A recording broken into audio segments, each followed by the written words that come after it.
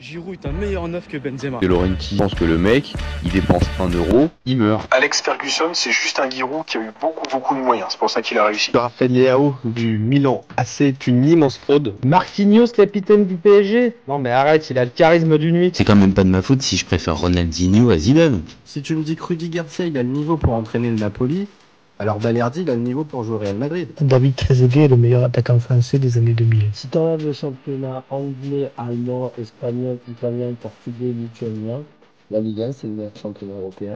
Salut à tous, je suis super content de vous retrouver pour un nouvel épisode du FC Copain. Alors, pour m'accompagner aujourd'hui, je suis avec Aurélien. Salut mon copain. Salut Jérémy, salut à toutes et à tous. Et comme tu peux le noter, tu vois, j'ai pris du galon. Je suis passé de la Ligue 2, on a fait de la Ligue 1 et maintenant on passe aux sélections internationales. Alors là, on sent, encore une fois, étape par étape. T'as pas brûlé justement ces étapes. Et là, on arrive un petit peu au Graal, tu vois, le football international, sans problème. C'est le Graal. Le Graal, là, c'est la sélection internationale, que ce soit pour Saint-Marin ou pour l'équipe de France. Et c'est peut-être de ça qu'on va parler d'ailleurs. Oh, je te sens bien. Je te sens bien parti pour ce débat. Je sens que tu nous mets les bases bien comme il faut. Donc maintenant, vous commencez à connaître le principe de ce live. C'est celui d'avoir deux chroniqueurs qui vont se répondre à la question suivante. Faut-il supprimer les trêves internationales? Alors, je vais défendre la théorie du oui, pendant qu'Aurélien, lui, défendra la théorie du non. On est toujours OK, mon copain? On est toujours d'accord. On est toujours d'accord. Alors, D'accord. On est toujours d'accord. Alors, je te laisse débuter. Je te lance le chrono. C'est parti, mon copain. Déjà, je vais un peu commencer par un argument de mauvaise foi, parce que en plus, que ce soit aussi bien toi que moi, et je pense comme tous ceux qui nous écoutent, je pense qu'on est tous supporters d'un club qui nous stresse, dans tous les cas. C'est-à-dire que ce soit dans la victoire, dans la défaite ou dans les matchs nuls, notre club nous stresse, et ça, c'est assez terrible. Et de ce côté-là, j'avoue qu'au moins avec les trêves internationales, il y a ce côté où je me dis, il y a j'ai une petite semaine, voire 10 jours pour souffler, ne pas m'infliger des matchs où je sais que je perds pertinemment de l'espérance de vie. Voilà, ça c'est déjà mon premier argument parce que ouais, c'est la trêve internationale porte bien son nom. Après, plus sérieusement, moi je veux pas les supprimer. De toute façon, c'est pas le débat, c'est peut-être chercher un autre moyen. Mais en attendant, en fait, voilà pourquoi ce débat a été motivé. C'était le côté ennuyant. Mais en attendant, et je le développerai plus tard, peut-être le football est ennuyant. Il est moins. C'est vrai que certaines sélections vendent moins du rêve que certains clubs, mais on expliquera pourquoi aussi.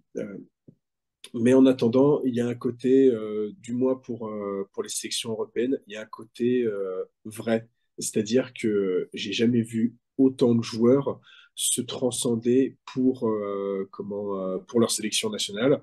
Je parle aussi, si on veut, des sélections sud-américaines. Prenons comme exemple le Chili ou toi, supporter de Marseille. Je pense que tu n'as jamais su pourquoi Mauricio Isla était beaucoup plus fort avec le Chili qu'avec Marseille, ou le grand Jean Beauséjour qui mettait la misère en Copa América, mais qui pourtant était un honnête joueur de Wigan, si je me souviens bien. Et en tout cas, voilà, c'est surtout là-dessus.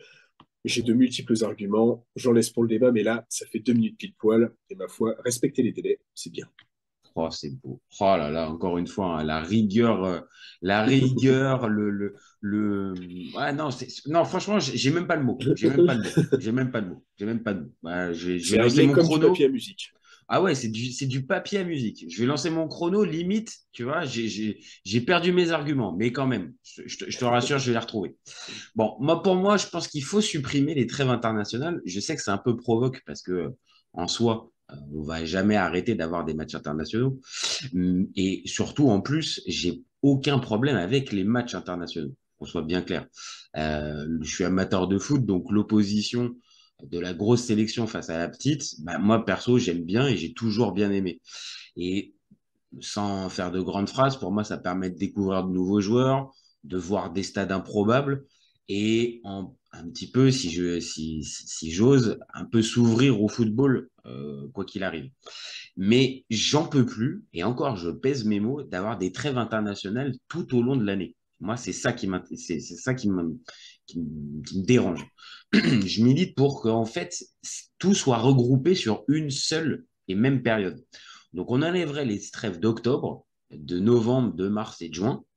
Et en fait, on resserrerait ça sur un mois. Et 3 semaines en juin, par exemple, à la fin des matchs de club, il fait beau, les stades ils seraient pleins, les joueurs ils seraient déchargés de leur rôle en club, ils seraient véritablement focus sur la sélection et surtout les sélectionneurs pourraient vraiment travailler avec leur groupe. Ils arrêteraient de se plaindre, peut-être à juste titre, d'avoir leurs joueurs une dizaine de jours qui repartent sans avoir véritablement la tête à la sélection.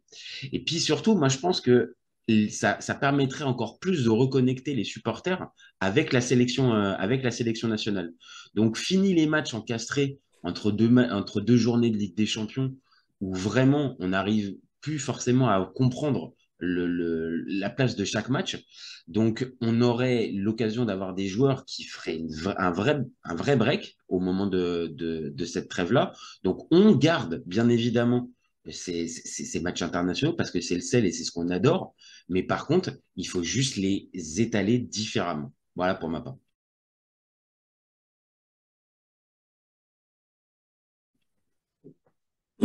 Ça s'entend, ça s'entend. C'est vrai que c'est un peu l'idée qui sortait, et surtout quand. Parce que c'est vrai qu'on a encore, c'est vrai que sur les années sans coupe internationale, c'est vrai qu'il y a largement cette fenêtre de tir. Après, en fait, moi, ce que j'aime bien, et je pense à ça parce que finalement, quand on regarde ces trêves internationales maintenant, enfin en tout cas en France, il me semble qu'en Italie, c'est pas mal fait non plus. On voit que l'équipe de France bouge de stade en stade. Et, et c'est ça aussi le problème, c'est que, ok, on fait ça sur un mois, mais prenons le groupe de la France, tu as la Grèce, les Pays-Bas, Gibraltar. En fait, tu réunis ça où? Et finalement, tu n'aurais peut-être plus ce côté, bah, tu parlais de connexion des supporters, ben, il y aurait des supporters peut-être lésés, quoi. Et pas forcément, en fait, que d'un point de vue national, mais international. Parce que, qu'est-ce que t'en penses? Ah, non, c'est pas ça. En fait, moi, ce que j'essayais de. Je voulais voir s'il y avait un truc en plus. C'est-à-dire que je réfléchissais de mon côté à comment, on va dire, on organise ça, on va dire, de manière, encore une fois, carrée et pour que ça puisse coller, on va dire, aux exigences du foot international tel qu'on l'a, tu vois.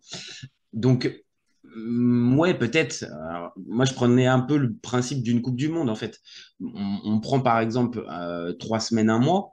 Alors, j'irai pas jusqu'à forcément un Final Four avec des stades dédiés pour pouvoir jouer tous ces matchs. Peut-être, ça peut être une piste, mais je me dis que, en fait, prenons le groupe, comme tu l'as dit, de la France avec la Grèce, l'Irlande, Gibraltar et les Pays-Bas. Pays-Bas, voilà, et les Pays-Bas. Est-ce que tu peux pas faire un système d'aller-retour sur, par exemple, une semaine?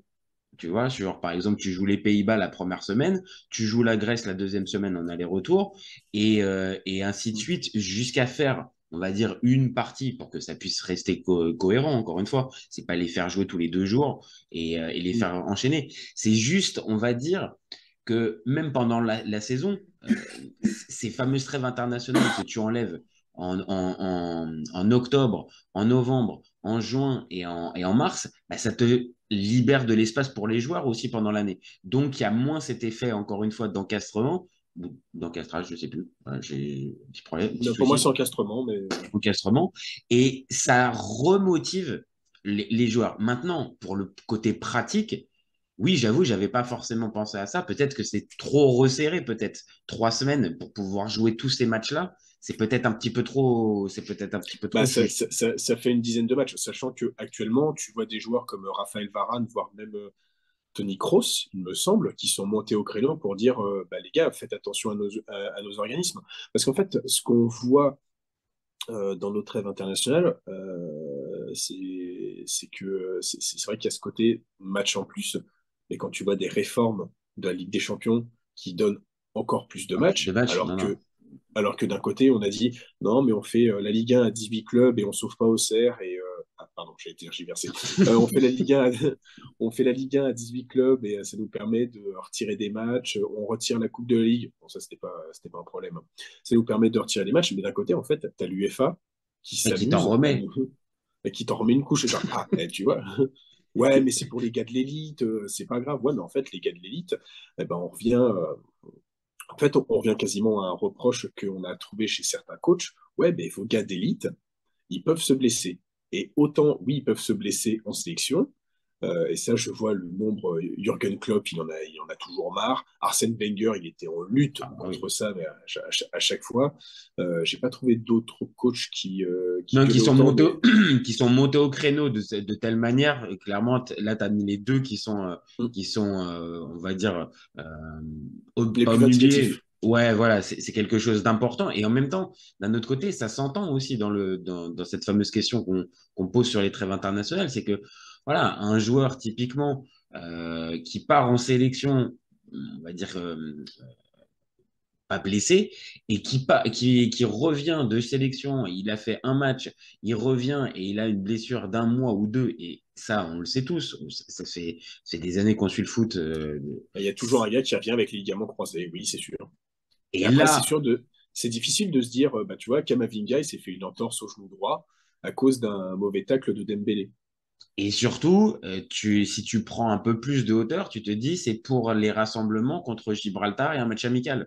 Donc forcément, tu vois ce que enfin, Non, je crois non. que c'est Grèce non, c'est Ah Grèce oui, et c'est Grèce. Gibraltar. T'as raison, c'était le rassemblement d'avant il y avait match amical. Mais pour jouer deux matchs où la France est déjà qualifiée sur un entraînement, donc il y a ce côté-là, c'est-à-dire, même si après, avec ma solution, ça changerait pas, il y aurait quand même un enchaînement de matchs et on aurait aussi la possibilité d'avoir des joueurs qui se blessent en sélection et qui reviennent dans leur club blessés. Mais peut-être qu'encore une fois, le fait de séparer les compétitions, moi j'ai tendance à penser ça, c'est-à-dire que même les joueurs, est-ce que eux, ils arrivent à s'y retrouver en fait avec cet amoncellement de matchs en fait. C'est-à-dire que Bah, de moins en moins, j'ai l'impression, de moins en moins, ouais. pour les joueurs vraiment internationaux, parce que c'est eux que ça concerne Oui, véritablement. Parce que là, encore une fois, on concernerait les joueurs moyens, entre guillemets, qui sont peu concernés, hormis leur championnat. Tu pourrais te dire, OK, mais là, on parle de joueurs qui sont déjà sollicités par la Coupe d'Europe, qui sont sollicités, on va dire, de manière logique, puisque c'est des cadres en sélection. Et donc, il y a un côté où, ouais, les gars font 60 matchs dans la saison et tu peux les avoir deux, trois saisons comme ça, mais ils sont de plus en, il y en a de moins en moins, justement, qui arrivent à tenir ce rythme-là sur la durée, sur une dizaine d'années, par exemple. Ça devient de plus en plus difficile.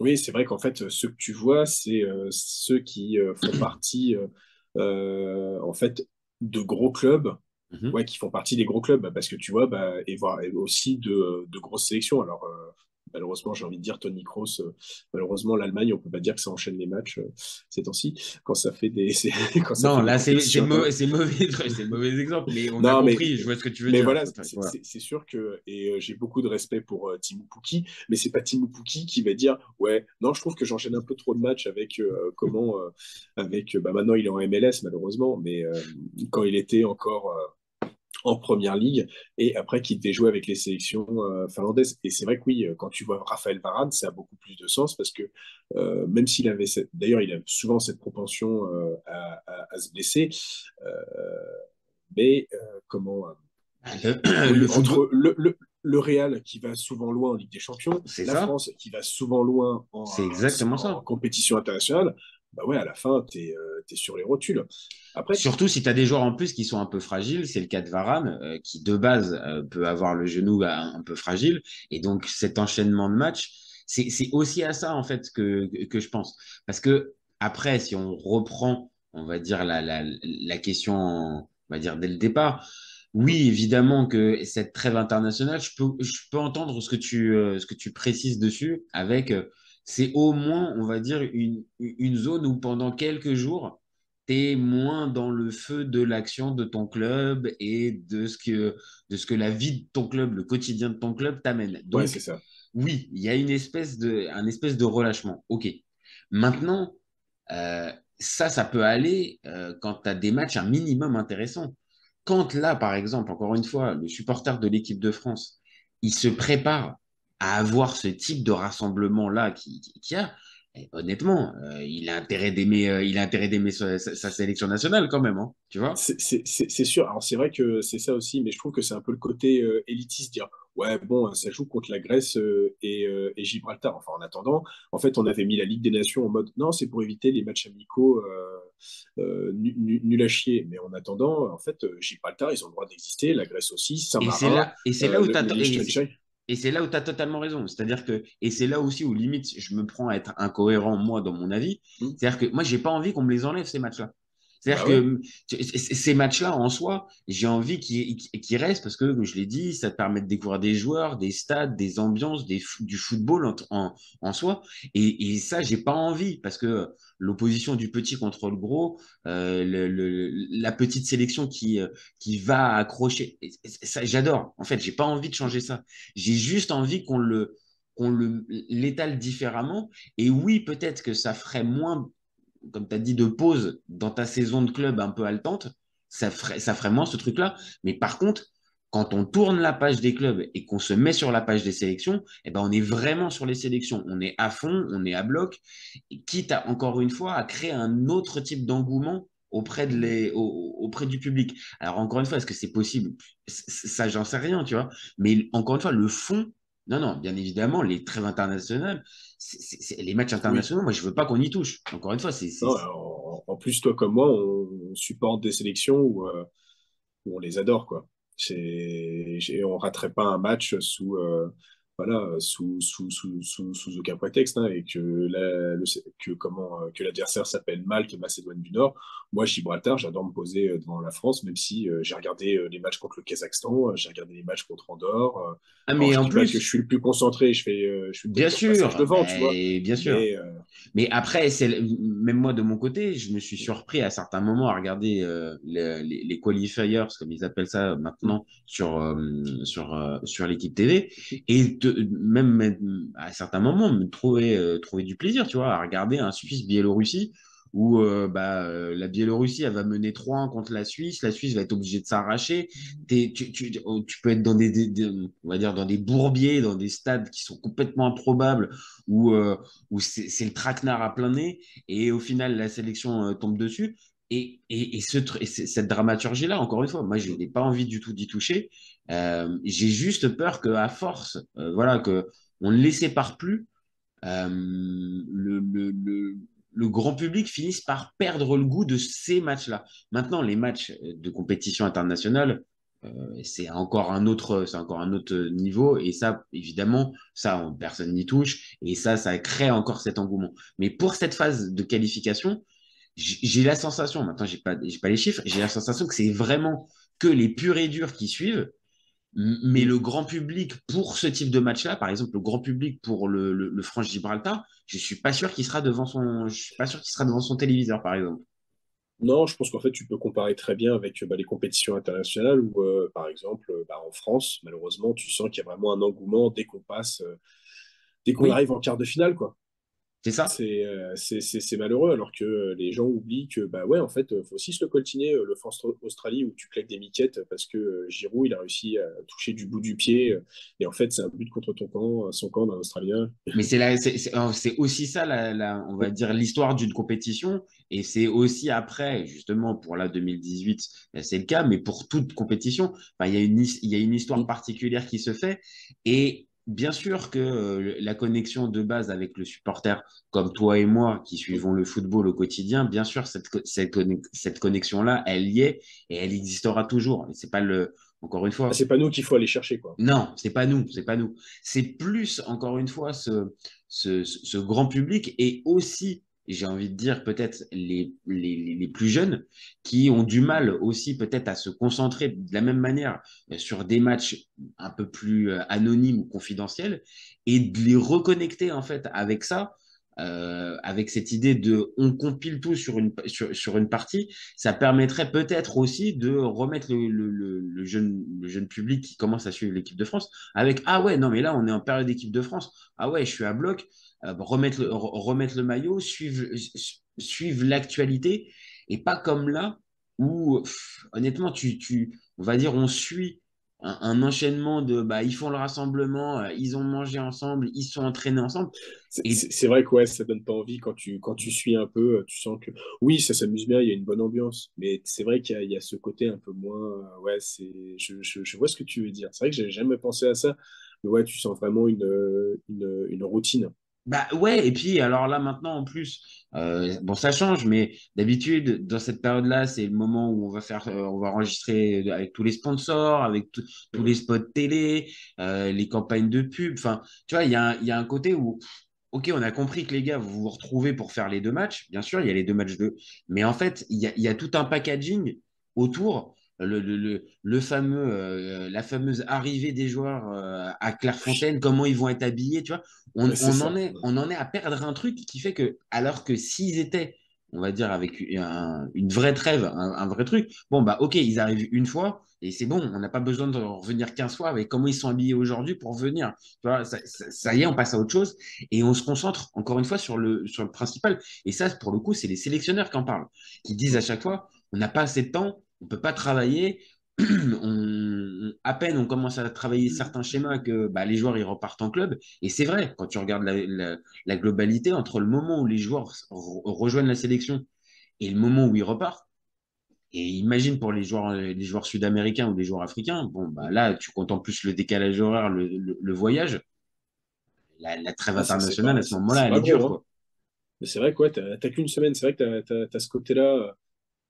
Comment tu sens moins de football champagne en sélection qu'en club.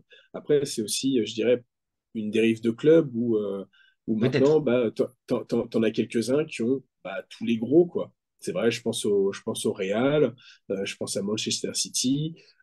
Fut un temps même, bah, Arsenal, ça avait quasiment ça avait que des gros joueurs, hein, quand c'est Vieira, Bergkamp, Overmars, Ah bah Henry, ouais, ouais, ouais. Bah, et on comprend etc., pourquoi etc. Wenger il s'était vénère à l'époque, hein, on comprend, hein. C'est ça, tu prends, voilà, fut un temps Liverpool, et encore il n'y a pas si longtemps, quand tu dis même leur attaque, c'est Mohamed Salah, Sadio Mané et Roberto Firmino, Barcelone, il y a quelques années aussi. Mais ça, je trouve qu'en fait, c'est plus l'image du dérive du football où des gros clubs, maintenant, ont des gros moyens et ont des grosses équipes, Mhm. où, bah, et c'est pas pour manquer de respect, tu vois, même si comment le milieu de terrain de l'équipe de France, je l'aime bien quand il y a Tchouaméni, Rabiot Mhm. euh, et Kamavinga. Mais c'est vrai que quand tu dis que il y a dans une équipe Modric, Kroos et Fede Valverde, bah, c'est vrai que ouais, t'as peut-être un peu plus envie. Et Ah, j'arrive à le comprendre. ah, c'est une, on va dire, c'est une autre manière de voir le foot aussi. C'est un autre rapport aussi. C'est-à-dire, encore une fois, ça fait partie même de cette question-là. C'est-à-dire, la trêve internationale, c'est aussi une histoire de rapport avec ton club aussi. Tu vois, le club a une importance claire dans cette question-là. Et oui, je pense que ça pourrait même nous aider à clôturer notre débat. C'est-à-dire que, est-ce que c'est pas aussi les clubs qui ont poussé justement à ce qu'on en arrive un petit peu au final, est-ce que c'est bien ces fameuses trêves internationales? Mm. Parce qu'on est tellement habitué à avoir aussi, comme tu l'as dit, ce football un peu champagne, avec des effectifs complètement dingos à certains endroits, qui fait que bon, bah ouais, le fameux match de sélection entrecoupé, bon, bah ouais, mais là, on était dans des phases de Ligue des Champions, là, c'était quand même bien, là, tu vois, on était quand même sur des trucs plus, plus motivants. Maintenant, voilà, je dis ça, mais dans 2 jours, enfin même pas demain, il y a un Italie-Macédoine. Bon, Bah, on va être derrière, hein. bah, on va le regarder, tu vois. Je te confirme qu'on Et va le regarder, hein. bah, c'est ça, tu vois. Alors évidemment, là, c'est parce qu'en plus, là, on va dire ça Oui. va contre moi. Là, il y a un vrai intérêt dans ce match-là. Et enfin, il y a une possible élimination ou barrage en cas de mauvais résultat. Donc là, il y a un vrai intérêt. Mais même, comme tu l'as dit tout à l'heure, le Italie-Malte, il n'y avait pas forcément un intérêt extraordinaire, il n'y avait pas un grand défi sur le terrain, et pourtant je l'ai regardé aussi. Donc c'est Ouais. là toute la limite du truc, c'est que, encore une fois, le foot international, tel qu'il est présenté comme ça, moi ça me dérange, mais me l'enlevez pas en fait, hein. Me l'enlevez pas par contre, hein, quand même. C'est ça. Mais tu vois, en fait, le truc le plus intéressant, c'est d'avoir, parce que nous, tu vois, on parle de comment on parle avec notre point de vue franco-italien, ou oh, putain, en plus, oh, c'est dommage, hein, on est obligé de sélectionner, de supporter des sélections qui sont en plus font partie du top 10. Pauvre de nous, hein, j'ai envie de te dire. Oui, oui, bah Mais, oui, oui, oui. Non, non, mais après, mais, ouais, non, mais que pense un Hongrois ou un Tchèque, par exemple, quand lui, il voit la sélection, enfin, comment il voit les trucs, la trêve internationale arriver. J'aimerais bien savoir, tu vois, c'est vraiment un truc, ah bah, j'aimerais je bien pense que là, savoir très ce qu'ils clairement, pensent. si on les ramène si on les ramène avec nous à faire le débat, clairement, ils vont pas aller dans mon sens et ils vont me dire, écoute, t'es gentil, mais moi, même le match du mois d'octobre à Bratislava ou à Riga, eh ben, je te le dis, j'ai pas envie qu'on y touche. Ça fait partie entre guillemets, de ce que j'aime avec mon rapport avec la sélection. Donc, n'y touchez pas. Donc après, voilà, je sais même pas s'il y a une solution idéale, tu vois ce que je veux dire? Moi, je défends ça, mais voilà, tu as posé pas mal de questions. Comment ça pourrait se mettre, comment ça pourrait vraiment se caler et vraiment s'intégrer? J'en sais rien. Maintenant, c'est plus un appel à, les gars, arrêtez l'enchaînement des matchs parce que là, on commence à être full. Là, c'est-à-dire ça devient compliqué. Et pensez aussi que justement, ce football de sélection qui est rare et qui est important, il faut le préserver un petit peu et pas le bazarder, on va dire, tout au long de l'année, dès qu'il y a un tout petit trou dans le calendrier. Faisons-lui une vraie place pour vraiment l'apprécier et que à chaque fois qu'il y a un match de l'équipe de France ou d'Italie ou de n'importe quelle autre sélection, on se dise, OK, là, on va pouvoir avoir un vrai moment pour nous pour se rapprocher de la sélection, les voir un peu plus au quotidien, comme, comme dans un tournoi international, en fait. Ces fameuses 3 semaines à mois. C'est ça, et tu vois, si on veut un peu comment finir là-dessus, bah et tu vois, moi je parle, bon là ça marche, ça fonctionne plus pour la France, l'Italie, enfin les grosses nations, Mhm. c'est que, mais en fait les gars, regardez, ces matchs-là de la sélection, vous avez toutes vos stars euh, en clair, gratuitement, et vous n'êtes pas obligé d'aller chercher un vieux streaming russe pour essayer de les voir. Et ça c'est tellement important, et on a tellement vu ces derniers temps ce qui se passait quand on mettait des En matchs en gratuit. clair, Ah oui. notamment sur l'Europa League ou la Conference League, et ça fonctionne. Et rien que pour ça, il faut garder cette espèce d'essence et de continuer à magnifier le football de sélection, même si, je comprends, il est moins champagne que certains clubs. Je pense que franchement, t'as bien résumé et je partage totalement le côté, on va dire, on va dire cette particularité du football, entre guillemets, en clair, gratuit de sélection.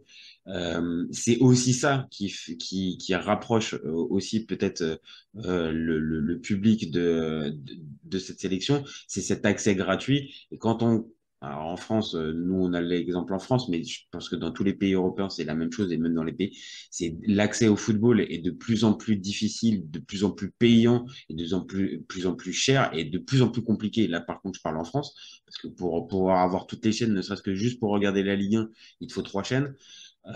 C'est compliqué. Donc, c'est vrai que cet accès gratuit d'un match de l'équipe de France, on le voit, ça se traduit par les audiences. Donc, ça aussi, c'est à protéger pour que ça puisse continuer, encore une fois, d'être partagé. Mais les gars, encore une fois, faites attention parce que même si le public est présent et nous les premiers, on peut être proche aussi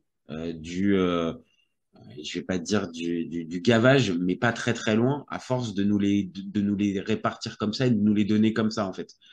C'est encore une fois, le foot de sélection, c'est des traditions qui existent depuis des décennies. Donc, je vais pas aller jusqu'à de la transmission, mais quasi. Donc, faut y faire gaffe, comme les vies de club. Mais on a tendance à voir quand même que les sélections ces dernières années, elles passent un petit peu derrière les desiderata des clubs quand même. Je suis d'accord. Bon, et ben écoute Aurélien, je pense qu'on a fait le tour hein, pour cette question des trêves internationales. Tu as envie de rajouter quelque chose, un petit mot, une petite dédicace à Auxerre? J'ai vu que tu en as fait une petite pendant le débat, mais Je, mieux, on va se satisfaire de rester un petit peu dans l'ombre, même si notre dernière victoire, évidemment, L'ombre, je suis pas sûr, hein. Quand on gagne 5-2 contre Saint-Etienne, je suis pas Ah, sûr qu'il y a de l'ombre là, hein. ah, ça c'est sûr. J'étais content, mais je m'attendais pas à ça. Je vais pas te mentir, mais ouais. Surtout quand tu fais 2 matchs bizarres et tu reviens. Bon, tu galères contre l'avant-dernier ou un truc comme ça. Et au final, derrière, ouais, non, mais ça va être l'occasion, hein, dans les prochaines semaines, hein, il va falloir qu'on refasse un petit point sur la JOCR, hein. Ah bah on fera, c'est sûr, bah, tu me diras, décembre arrive, il va falloir se poser la question, qui sont les véritables candidats de la Ligue 2, par exemple. Ah, moi, je sais qu'en début de saison, moi, j'ai défendu une théorie que la JOCR pouvait remonter en Ligue 1 dès cette saison. Moi, je dis ça, je dis rien. Je rajoute pas Comme plus. c'est- là, Et voilà, ça te laisse sans voix. Ça te laisse sans voix. C'est compliqué, hein, c'est compliqué, hein. Tu vis dans l'ombre et finalement la Ligue 2 te remet un peu comme ça. Ah, mais c'est la vie du supporter auxerrois ces dernières années, on va dire. C'est un peu ça l'idée. Bon, en tout cas, merci pour ce débat international. Comme on a dit, on a fait le gratin. Donc, merci à toi. Tu reviens comme d'habitude quand tu veux. T'es à la maison. On va revenir prochainement. On a déjà un autre sujet à traiter, sans faire de spoiler. Bah voilà, exactement. Et puis bah nous, on se retrouve très vite pour un nouvel épisode. Vous n'hésitez pas, comme d'habitude, à nous donner vos avis. Donnez-nous peut-être vos solutions, peut-être qu'il y a une solution auquel on n'a pas pensé. Ça pourra peut-être faire avancer le débat et ça nous donnera aussi de la force aussi de notre côté. Et puis vous gardez en tête qu'on est ouvert toute l'année. Ciao les copains. Ciao. Ciao à tous. Si tu lui enlèves la vitesse, Vinicius est un joueur moyen. Mbappé là pour les pépettes et pas forcément pour la compète. Si tu me dis que Rudy Garcia, il a le niveau pour entraîner le Napoli, alors Balerdi, il a le niveau pour jouer au Real Madrid. Je te rappelle Léao du Milan AC est une immense fraude. Deschamps est jamais aussi bon que quand il fait du Deschamps, de la rigueur. Le débat qui est le meilleur entre Messi et Maradona, alors qu'on sait tous que le meilleur 10 argentin c'est Riquelme. Après, moi, je conseille aucun joueur d'aller au PSG déjà de base. Parce que Laurent qui pense que le mec, il dépense 1 euro, il meurt. Pour l'Euro, il est blessé, je sais pas, t'as pas Griezmann, et c'est pas si sur un Je sang. suis d'accord. Alex Ferguson, c'est juste un Giroud qui a eu beaucoup de moyens. C'est pour ça qu'il a réussi. C'est quand même pas de ma faute si je préfère Ronaldinho à Zidane. Marquinhos, capitaine du PSG? Non mais arrête, il a le charisme d'une huître. Gros problème avec ce joueur, je le déteste. Avec un joueur comme Nainggolan, la Belgique sortait la France en 2018. Et là, dit ouf. Il fait pas partie des meilleurs du football. À son prime, je te confirme que Hatem Ben Arfa n'a rien à envier à Lionel Messi. Entre un choc de Ligue 1 et un choc de MLS, je regarde la MLS. Je trouve que la fin est grillée quand même, tu vois. J'ai pas peur de dire que Binassar, à son prime, il avait 4 cafous dans chaque orteil. Guardiola, meilleur coach de l'histoire, c'est même pas le meilleur coach de l'histoire du Barça. Mais il faut arrêter avec Payet, c'est un grand joueur. Si t'enlèves le championnat anglais, allemand, espagnol, italien, portugais, lituanien, la Ligue 1, c'est le meilleur championnat européen. Heureusement, il y en a un avec un style différent, Diego Simeone. Cet été, il y avait encore des mecs pour dire que Mourinho, c'était l'entraîneur parfait pour le PSG. D'un moment, faut arrêter d'avoir 20 ans de retard. Merci pour les travaux, Kylian. Maintenant, tu peux aller au Real. Pour moi, Giroud est un meilleur neuf que Benzema. Pour moi, Neymar, je suis désolé, mais c'est vraiment le meilleur joueur du monde de poker. Totti, pour moi, c'est un meilleur joueur qu'Alessandro Del Piero. En 2023, j'ai plus confiance en Franck Hez que Max Allegri.